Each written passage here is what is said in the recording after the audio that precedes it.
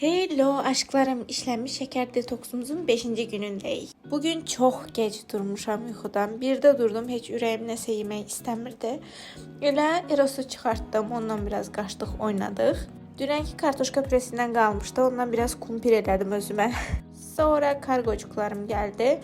2 shot kofe, yəni espresso elədim. Çünki ancaq o kofe məni ayılda bilərdi. Kofenin çoxluğunu görürsüz. Bolca da buz atıram ki sərin kofe xoş duram, bilmirəm niyə. Nəysə, günlüyümü yazdım.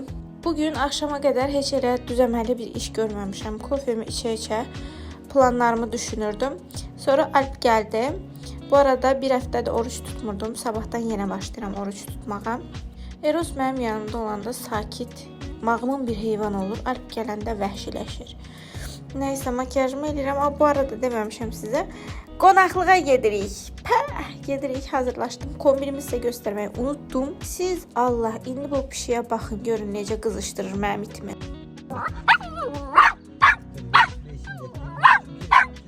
Bəh, yeməklərin hamısından qəşəngcə yedik.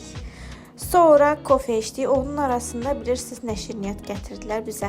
Düyü və süd olan şirniyyatın adı nədir? Bir dənə yazında, adı yadımdan çıxdı. Nəysə, gəldik evə. Bütün yol boyu içimdə onu fikirləşmişəm ki, indi mən səhv elədim.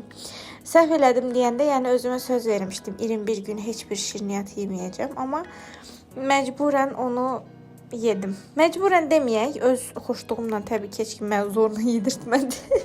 Nəysə, amma sizə demək istədim. Orada onu çəkəməmişdim, yadımdan çıxmışdı. Gəldim, duş aldım. Sonra sizə üz baxım videosu çəkdim.